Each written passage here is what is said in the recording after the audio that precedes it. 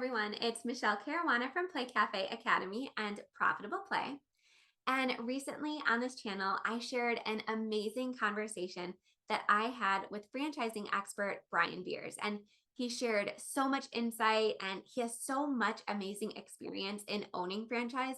He owns 30 franchise brick and mortar locations right now. He is so impressive. And again, he had so much practical advice to share. So if you have not listened to that conversation yet, go back and watch it. I'm going to link to that video in the video description here. It was one of my favorite conversations I've ever had. But what I realized after sharing it on YouTube is that I did a deep dive on my podcast all about licensing and franchising and what each of them means for both the licensee and the licensor and the franchisee and the franchisor. And I talked about the pros and cons of each, but I realized that I haven't really had that conversation on YouTube yet. So to be honest, I typically do go into a lot more detail and specifics on my podcast just because it's a lot easier for me to do a lot of those highly researched episodes where I have to read like definitions and stuff from a script. It's much easier to do that for me in an audio format. I'm working on it, I promise you guys. But I really did want to at least provide an overview here on this channel. So if you're looking for the deep dive, I will link my podcast episode all about licensing and franchising in the video description as well. Again, if that's what you're looking for. But if you're just looking for a brief overview just to help guide you in the right direction, we're going to talk about it here on YouTube today. And before we get into it, don't forget to subscribe to my channel if you haven't yet. I put out about 2 new videos every single week right now, and I have so many amazing videos ready and scheduled for you guys. I cannot wait. All right, let's get into licensing and franchising. And before we get into the specifics and the pros and cons of each, I just wanted to clarify something really quick. So in this video, I'm going to be speaking from the perspective of the licensor or the franchisor. So what that means is I'm going to be speaking from the perspective of a current indoor playground business owner who's thinking about expanding their business through licensing or franchising. Now, if you are a prospective owner and you haven't yet opened your facility and you're thinking about buying into a franchise, or if you're thinking about engaging in a licensing agreement with an existing business, I want you to make sure that you're watching this through the lens of a prospective licensee or franchisee. So just keep that in mind. So the franchisor or the licensor is the business owner who's expanding by finding a third party or an independent contractor, again, depending on what your agreement looks like, to run an additional location instead of opening an additional location of your own.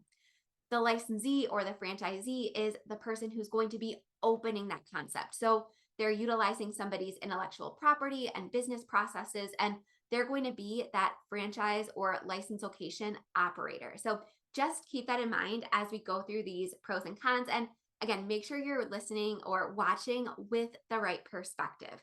And if you have any questions about licensing or franchising, I have a lot of personal experience with this. And on my podcast, I actually shared the 4 biggest mistakes that I personally made when I licensed my indoor playground location.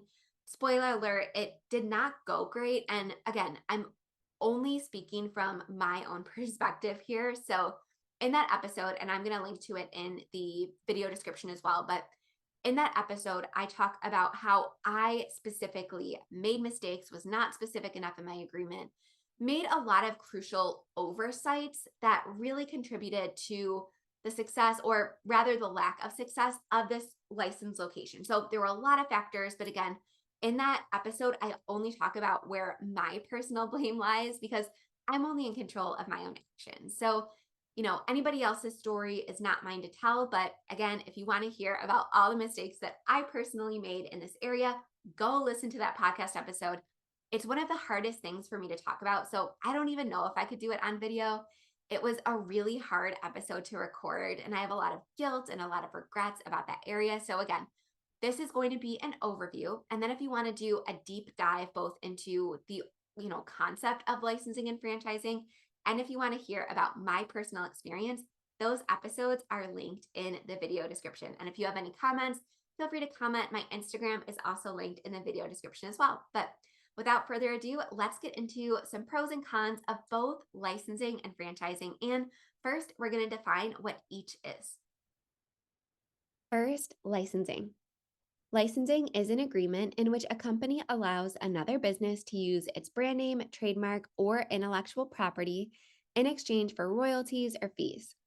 The licensee is granted the right to use the intellectual property, but is not required to follow specific business procedures or adhere to particular rules. Franchising, on the other hand, is a business model in which a company licenses its brand, trademark, and business procedures to a franchisee. The franchisee pays an initial fee plus ongoing royalties to the franchisor in exchange for the use of the brand, intellectual property, and ongoing support. Now, to be fair, both licensing and franchising operate on a very broad spectrum, which I talk a lot about in my conversation with franchising expert Brian Beers. So if you have not checked out our conversation yet, that video is linked in this video's description. But what I mean by that is, while franchising does typically mean more ongoing involvement between the franchisee and the franchisor, the degree of the support definitely varies from company to company. We're also going to talk about opening your own additional locations in this episode. So, if you want to keep everything in house and have the same owner or group of owners for multiple locations, we're also going to explore this as well.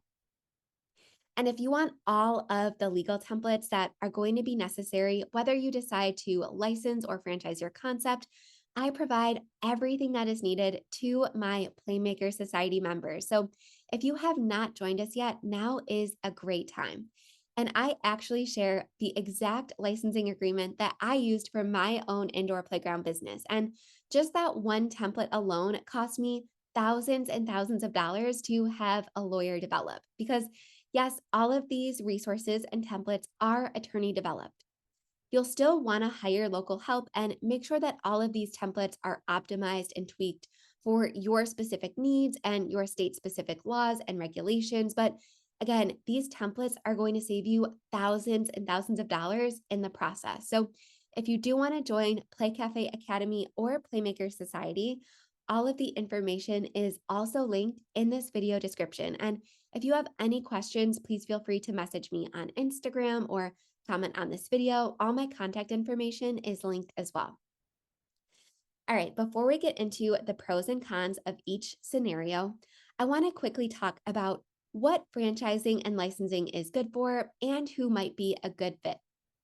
So, franchising or licensing might be a great fit if you already have a highly profitable business and you're ready to expand, or if you have highly documented, refined, and turnkey business processes that are ready to hand off, especially if you want increased reach without overextending yourself as the owner, right? Because we all have limited time and energy. So if you don't want to own your second or third or fourth location yourself, if it just doesn't feel like it's going to be possible, and that's definitely how I was feeling because at the time I decided to license my indoor playground concept, I had a newborn and a toddler, and I just was not willing to do it myself. So that might mean you are a great fit for licensing and franchising. And again, the key here is you already need to be highly profitable and ready to expand.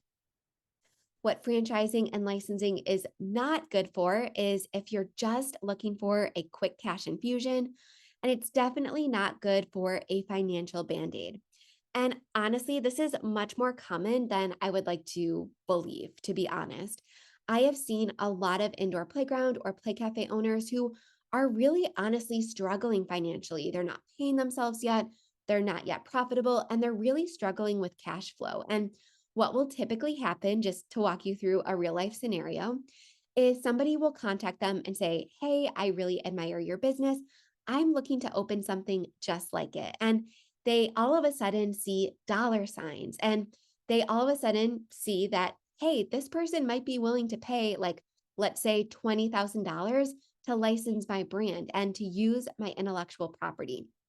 And they might see that 20 grand as a way out of their current financial situation. And I can't tell you how dangerous this is.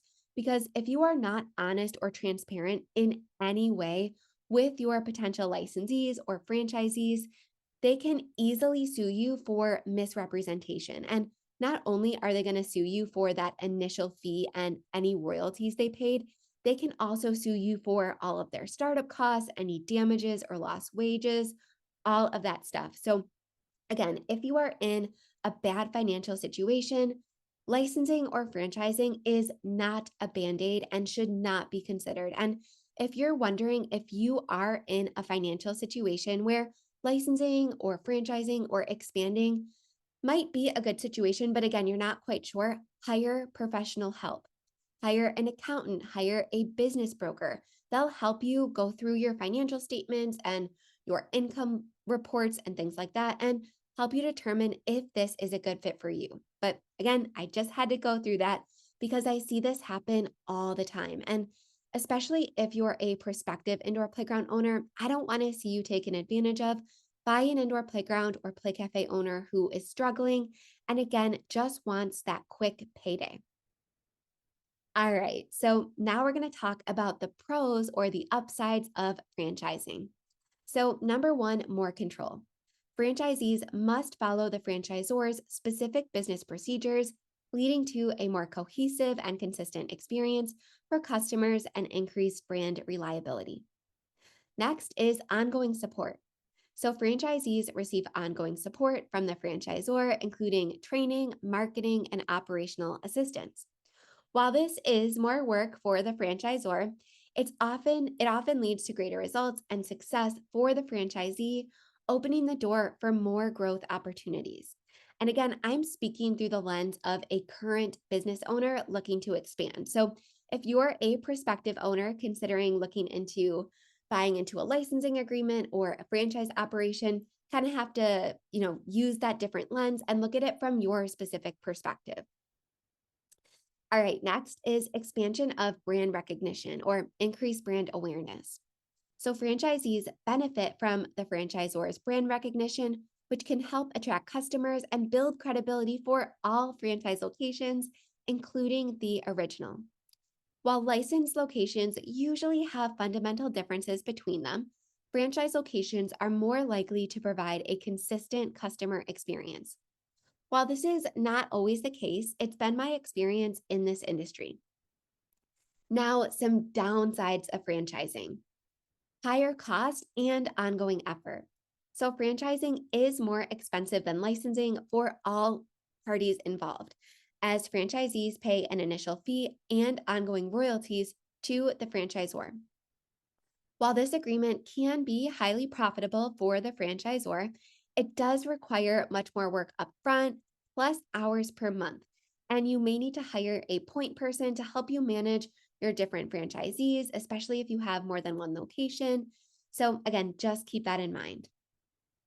Next is more regulation. So, franchises in the United States are regulated by the FTC or the Federal Trade Commission. The FTC requires franchisors to provide potential franchisees with a disclosure document that outlines the terms of the franchise agreement, including the fees and royalties that must be paid. The FTC also requires franchisors to provide potential franchisees with a copy of the franchise agreement before they sign it. And again, I have all of these templates ready for you inside of Playmaker Society. Additionally, some states have their own franchise laws that may require additional disclosures or regulation. So, for example, if you've ever declared bankruptcy, or if anyone has sued you for any reason, or if there's been an insurance claim against you, all of that typically needs to be disclosed in writing in a franchise agreement. This is all typically much more expansive and robust and much more expensive and complicated to put together than a licensing agreement. While many states do still have regulation on licensing agreements, they're typically not as difficult to navigate or adhere to. Next, and this one is really important if you are a prospective indoor playground owner and you're wondering if going the licensing or franchising route is right for you. So listen up if you're multitasking, come back to me. But loss of autonomy for franchisee. So franchisees must follow specific business procedures limiting their ability to adapt to local market conditions as a licensed location would likely be able to. So, for example, if you're operating and all of a sudden a copycat or competitor opens right down the street from you, you're not going to have a lot of flexibility to change your prices, change your offerings, change your messaging. You're not going to be able to be agile and adapt to your current competitive landscape. Or if there's a hot new coffee trend that you want to try, or a hot new balloon trend, or if one of your employees comes to you with a great idea for an event, you're not going to be able to do these kind of ideas or trends or anything like that on the fly. You typically have to go through the proper channels and get it approved by the franchisor. So, for this reason in particular, a lot of people end up wanting to go the licensing route because it does allow for more business agility and flexibility and a lot more creative freedom. So, again, keep this one in mind. It's really important. All right, some upsides of licensing now. Number one, lower cost for both parties. So, as I mentioned, licensing is generally a less expensive expansion option than opening multiple locations of your own or franchising, since the licensee only pays a fee for the use of intellectual property and not for ongoing support. This means you won't need to create the same level of documentation or standard operating procedures as you would in a franchise model. Now, as I mentioned, some licensing agreements do include ongoing support, but again, that's going to vary from company to company. Next is less regulation. So, in most states, regulation on license agreements is much less than a franchise agreement, reducing the associated time and legal costs with getting started. Next is flexibility for licensee. And again, this one is really important, especially if you're not yet open and you're kind of considering your options. The licensee has more freedom in how they operate their business, and they are not bound to follow specific business procedures or practices. This can be good for both parties because it allows the licensee to adapt to their specific areas, needs, and competitive landscape and not be tied to a specific model completely.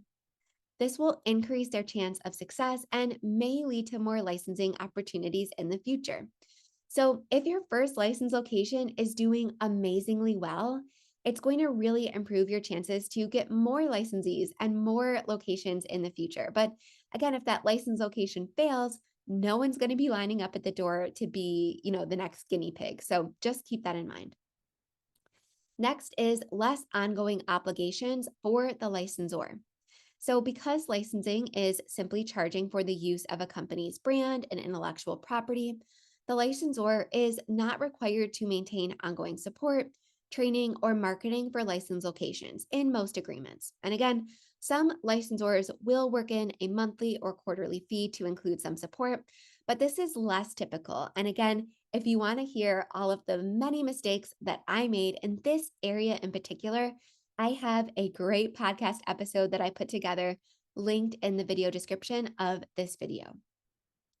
All right, so now let's talk about some downsides of licensing. So, number one, less control for the licensor. So, the licensor maintains greater control over their own location, but less over that of the licensee. So, while this is beneficial from the licensee's perspective, as mentioned a moment ago, this can lead to a lack of cohesiveness in branding and operations, creating customer confusion and frustration.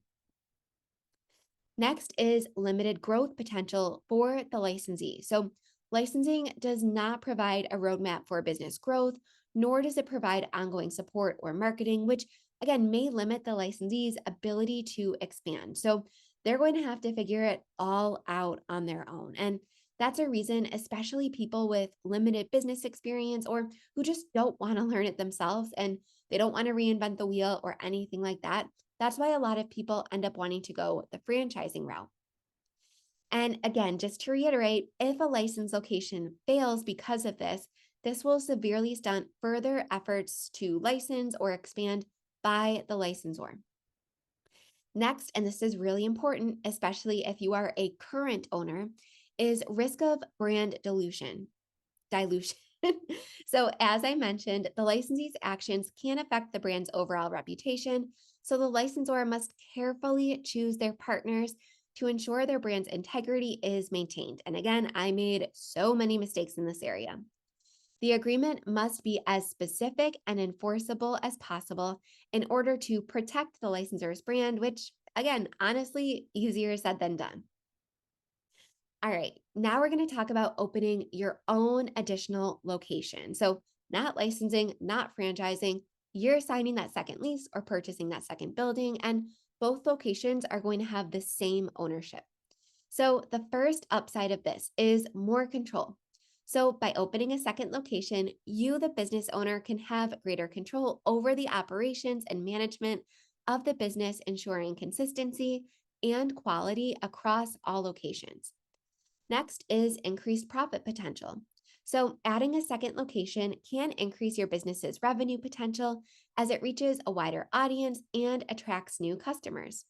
So, even though I decided to go the licensing route since I was just not up for managing a second location with a newborn and a toddler, our locations did feed each other's profits.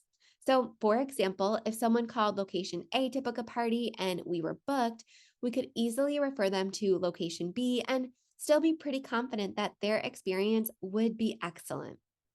We also were able to offer a wider range when it came to party styles and price ranges with multiple locations who were technically independently operated, but still under that one parent brand. So our second location had a party room, and that helped us offer a more value based package, which was great for that area who definitely had a different average income level than our first location because we were able to offer a party room during open play. So again, we were able to charge less for parties in that second location. So we all of a sudden increased our customer base, not just based on location, but also based on financial need and what they were looking for in terms of party pricing and structure. Next is more brand recognition. So expanding the business with additional locations can help to establish and strengthen brand recognition in the local market. Next, and this is going to be a little counterintuitive, but it is easier to manage. So, opening a second location can be more manageable than franchising since the owner can oversee the operations and training of staff at both locations and does not need to spend time overseeing or supporting the franchisee. And I promise you, supporting franchisees and licensing, if you work in some sort of ongoing agreement, is going to be so much more work than you imagine sitting here right now. Just take my word for this one. I promise it's going to be a lot more work than you think. And every single time you want to change something as a business owner. So we talked about this through the lens of a franchisee or a licensee, having that limited control to be flexible. It also limits your ability as a business owner to be flexible. So if you want to add a new cafe menu item, or if you want to change prices, or if you want to change your branding or offer a new event type or something like that, you as the business owner or the franchisor or something like that will need to go through all of the proper channels and notify the franchisees and train them on it and get approval. And there's so many different things that need to happen in order to make even a small change in your business. So, again, opening your own location is often easier to manage because you don't have to okay every single little decision with all of your franchisees and train them on it and all that stuff. All right, some downsides of opening your own second location. And the first one is definitely significant, and that's higher costs. So, opening a second location can be expensive, requiring a significant investment in real estate, equipment, build out, and staffing. So, if you do decide to go the licensing or franchising route, the franchisee or the licensee is going to take care of all of the build out costs. They're going to sign their own lease or purchase their own building. Again, not only are you going to be getting paid as the licensor or the franchisor, but you are also not responsible for any build out costs. So that is a huge upside for the current business owner who, again, has a highly profitable model and is looking to expand. Another downside is that the beginning is definitely very time consuming. So, expanding your business with another location can take a lot of time and effort, diverting you, the owner's attention from other important aspects of the business, including sustaining that original location. So, again, a lot of people who end up opening a second location end up neglecting that first location a bit. And that can lead to a lot of staff resentment and a lot of growing pains, all of which you're kind of left to burden yourself. Next is increased risk. So, opening a second location comes with risks as it may not generate enough revenue to cover the additional costs and recoup all of those startup costs that you are responsible for. And this risk will be your responsibility as the singular owner. Again, normally, if you were going to go the licensing or franchising route, the risk would be spread amongst the franchisees or the licensees and the brand owner because everybody's putting money down, everybody is paying their part, and everybody has a little skin in the game. But if you open your own additional location, this is all on you. Next is potential limited reach. So, expanding with a second location can possibly only extend the business's reach to a limited geographical area, right? So, while it is possible to operate another location of your own miles or states away, it is going to be more difficult and it will increase your need to hire more help, increasing your costs. So, again, you have only so much time and only so much ability as the owner. So keep that in mind. So, again, just to summarize, if you have all of the money that is needed to start up a second location and all that stuff, you might want to consider this option again, just for the increased control factor alone, because you can always open multiple locations of your own and then franchise or license down the road. So, just keep that option in mind. All right, now that we went through the pros and cons of licensing and franchising, and we have a much clearer picture of what each entails, I'm going to go through the basic steps that you'll need to complete if you want to expand your business through franchising. Now, again, I'm going to be speaking from the perspective of a franchisor or a prospective franchisor. So, if you're looking to buy into an existing franchise or looking to license an indoor playground concept, I still think this is really valuable to you because a lot of times I see current indoor playgrounds or similar businesses say that they are licensing or franchising, but they have not gone through all of these steps, or they have a very simplified version of these steps completed. So, again, even if you are looking to buy into a concept or buy a franchise, I still think this conversation is really important to ensure that you're doing your due diligence and to make sure that whoever you're entering an agreement with has completed all of their steps and everything is on the up and up and everything is organized because that's going to give you the absolute best possible chance for success in this business. And as I'm going to talk about again at the end, I really want you to not be afraid to hire professional help in your area. So if you have a local lawyer that specializes in licensing or franchising, or if you have a local coach or consultant that works with licensing and franchising owners or prospective owners, I would highly recommend seeking them out because this is a critical decision in your business planning process that will have huge impacts on your future livelihood and your potential success. So, without further ado, let's get into the basic steps that you will need to take if you are a current business owner, if you want to license or franchise your concept. And again, stay tuned still, even if you are a prospective owner, because this is important for you as well. All right. Next, we're going to talk about how to get started with licensing or franchising. And again, you can get all of the legal templates that we're going to talk about in this section of the video inside of Playmaker Society. And even if you only end up using one of the templates, you're going to save thousands and thousands of dollars, and it's going to more than pay for even a year of Playmaker Society membership. So I have all of these legal templates. I have all of your operating templates, employee handbooks, business plan templates. I have everything you need in Playmaker Society. So again, that information is linked in the video description. Now is a great time to join. But all right, step number one. And by the way, we're going to look at franchising. So we're going to go through the 7 steps that you need to take to franchise your business.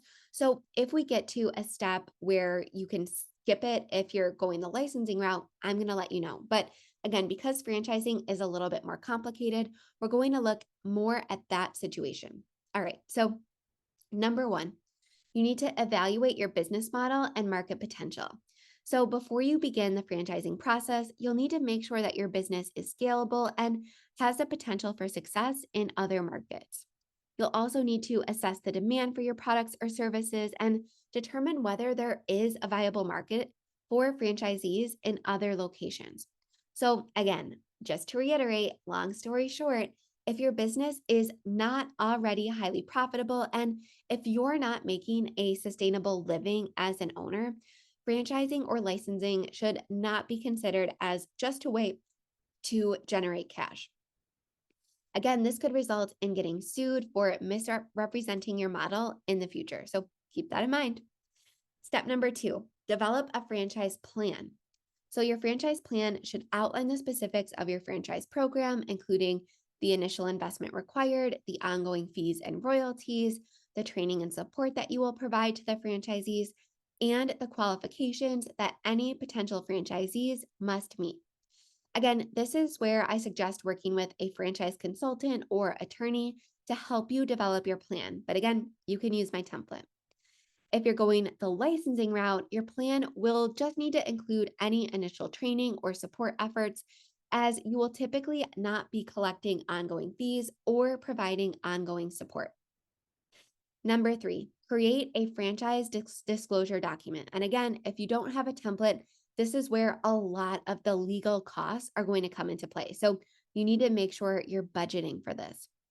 The FDD is a legal document that outlines all of the information that a potential franchisee needs to know legally before investing in your business. It includes details about your business model, fees and royalties, the obligations of both the franchisor and franchisee, all of the information about the history and financial performance of your business. Again, any disclosures needed, such as bankruptcy or litigation, everything is included in the franchise disclosure document or the FDD.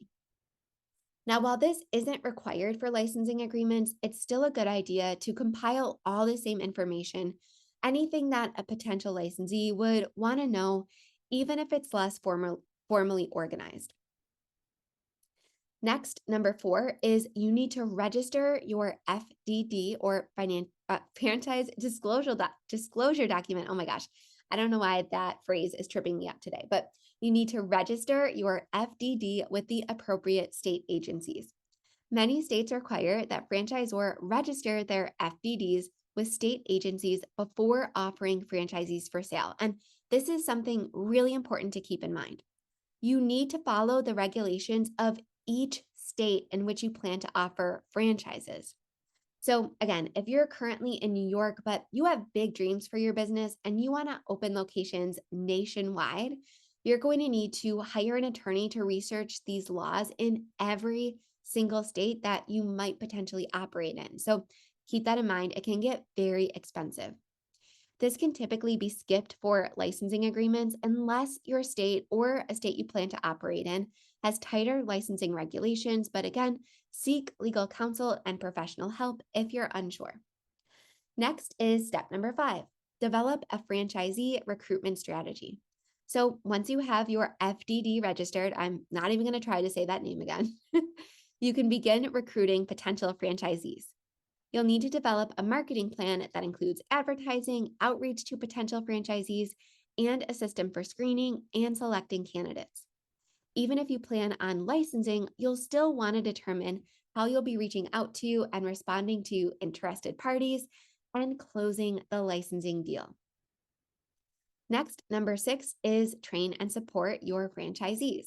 So as a franchisor, it's your responsibility to provide your franchisees with the training and support they need to be successful. And again, if you don't uphold this side of the agreement, you can absolutely be sued for their startup costs, for the franchising fee and royalties back, all of that. So this may include initial training on your business model and operations, ongoing support and guidance, and marketing and advertising assistance. Again, even if you plan on licensing, you'll still likely need to engage in support and training early on.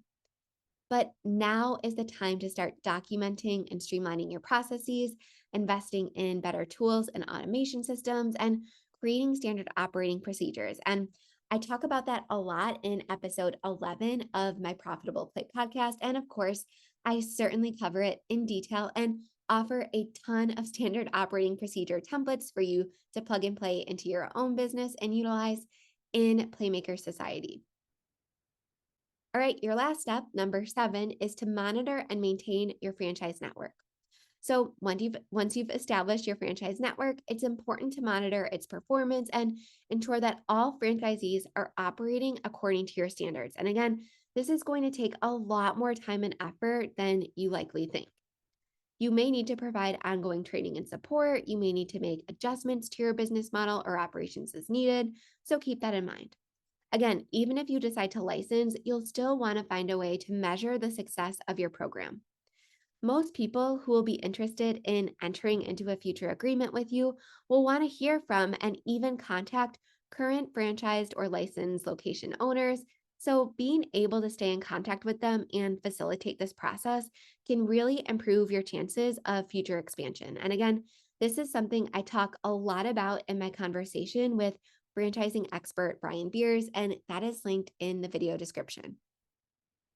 All right, that wraps up our overview all about licensing and franchising. So, again, if you are a prospective owner that's considering opening up a licensed or franchise location, I really want you to keep both the pros and cons in mind because it's a big risk and it's a big investment. And choosing the right path for you can have really big ramifications on your business's future sustainability and success. So, what I recommend if you're kind of at a fork in the road and you're not quite sure which way to go, I want you to make sure you ask for professional help in this area.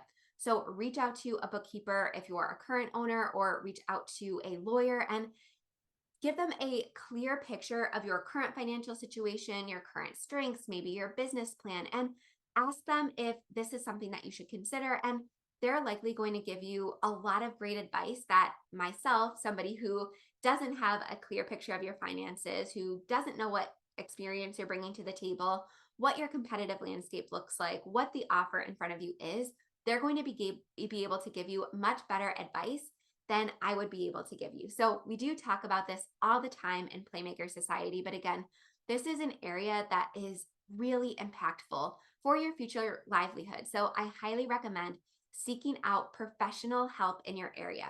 So look for a lawyer that specializes in licensing or franchising, or even better, if you have a coach or a franchising licensing expert like Brian Beers in your area, or someone that you're comfortable working remotely with, it's really going to pay off in the end. This is not an area where I would skimp on when it comes to hiring professional help.